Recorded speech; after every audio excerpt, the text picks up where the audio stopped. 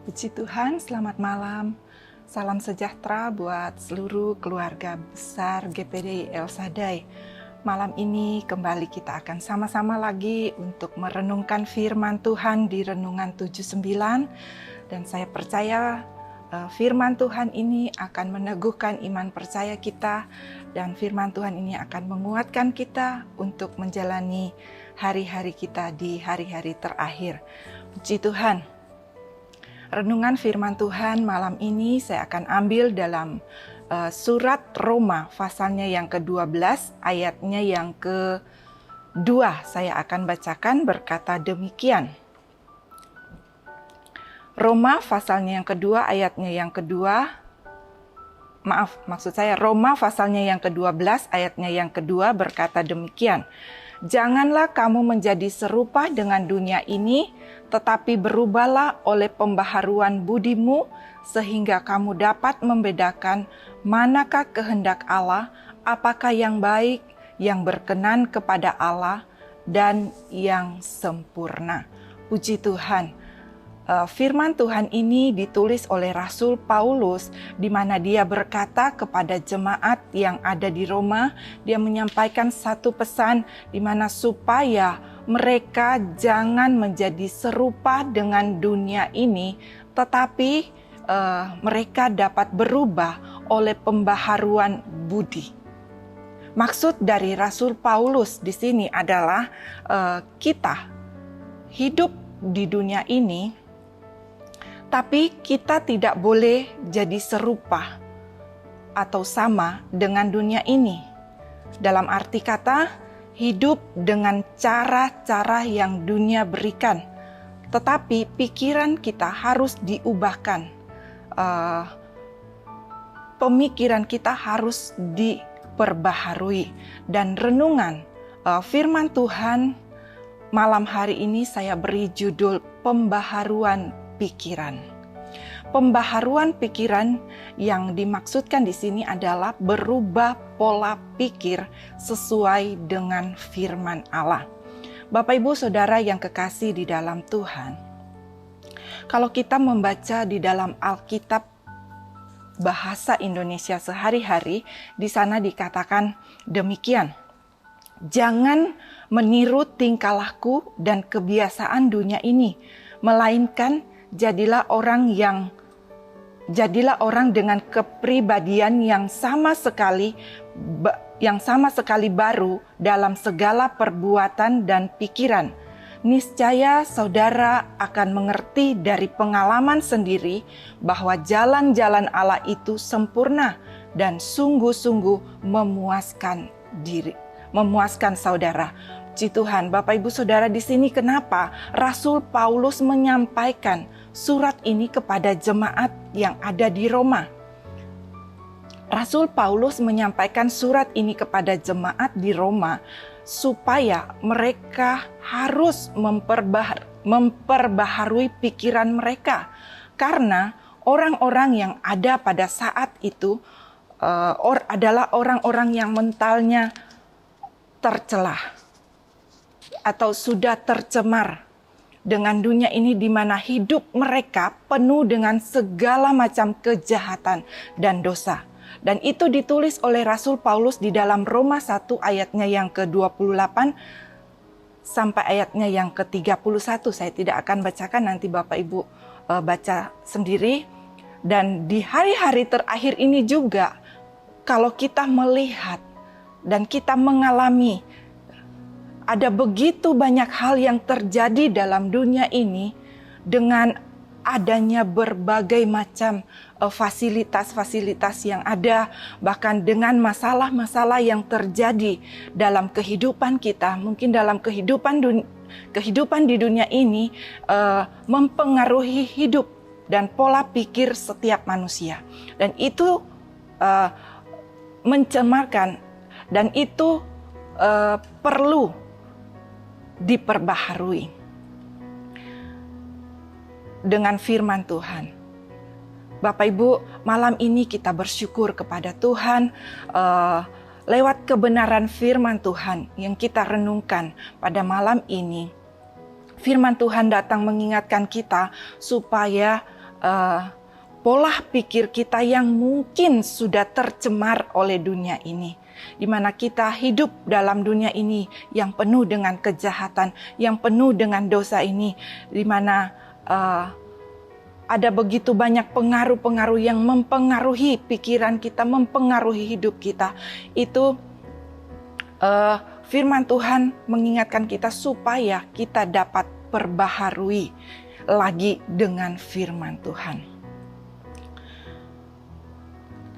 Sebab dalam Efesus pasalnya yang keempat, ayatnya yang ke-23, di sana Rasul Paulus juga katakan kepada jemaat yang ada di Efesus, dia katakan supaya kamu diperbaharui dalam roh dan pikiran. Untuk apa pikiran dan roh itu diperbaharui? Untuk apa pikiran dan roh kita itu harus diperbaharui? Karena pikiran dan roh kita itu harus diperbaharui supaya kita bisa hidup dan berjalan sebagai anak-anak Tuhan atau orang-orang percaya sesuai dengan firman Tuhan. Kita dapat berjalan sesuai dengan kehendak Tuhan. Di dalam Korintus pasalnya yang kelima, maksud saya 2 Korintus 5 ayatnya yang ke-17 dikatakan di sana, siapa yang ada di dalam Kristus, dia adalah ciptaan baru.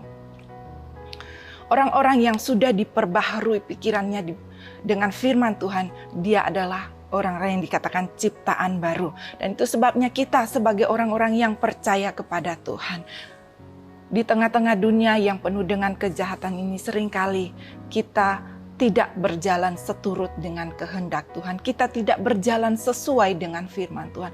Itu sebabnya firman Tuhan mengingatkan kita supaya kita memperbaharui, kita mengubah pola pikir kita, pola pikir kita di dalam Tuhan.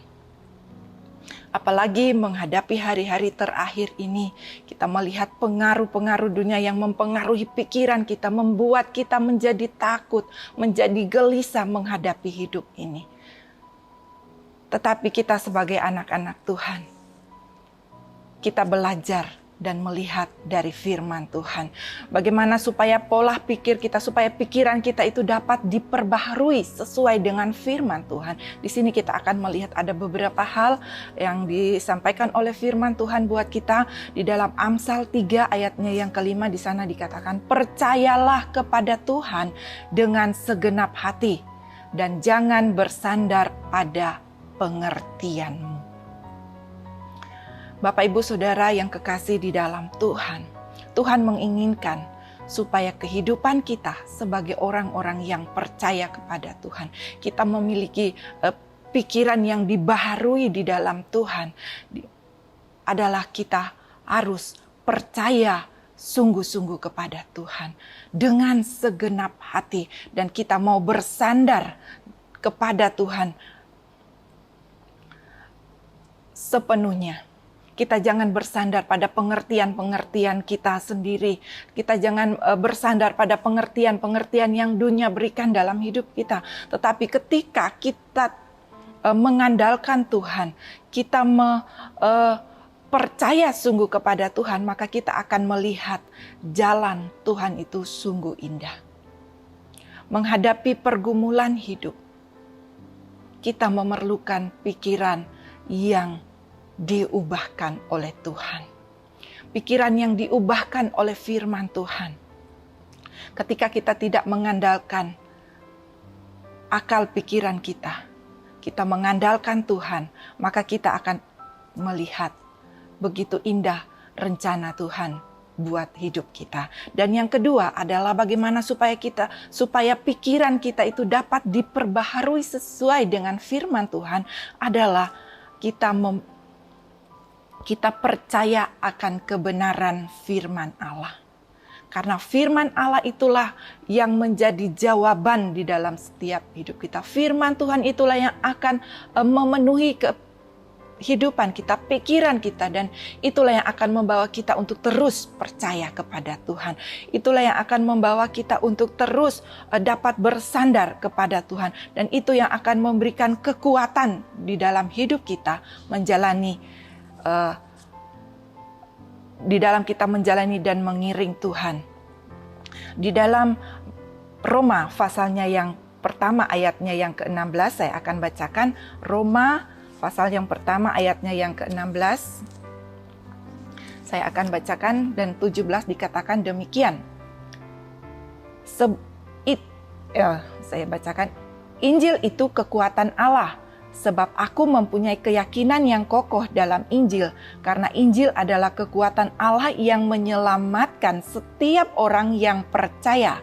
Pertama-tama orang Yahudi, tetapi juga orang Yunani, sebab di dalamnya nyata kebenaran Allah yang bertolak dari iman dan memimpin kepada iman, seperti ada tertulis, orang benar akan hidup oleh iman. Itulah kekuatan firman Allah, Bapak Ibu Saudara, yang ada di dalam hidup kita. Ketika kita percaya akan kebenaran firman Tuhan itu terjadi dalam kehidupan kita, firman Tuhan itulah yang membuat setiap orang percaya itu kuat di dalam Tuhan.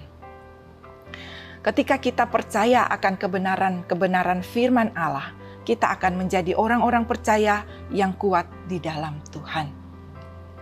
Dan yang ketiga adalah supaya kita dapat berpikir, supaya pikiran kita itu dapat diperbaharui sesuai dengan firman Allah, adalah kita membuka hati untuk menerima teguran-teguran firman Tuhan. Kita membuka hati untuk menerima koreksi-koreksi dari firman Tuhan dalam kehidupan kita.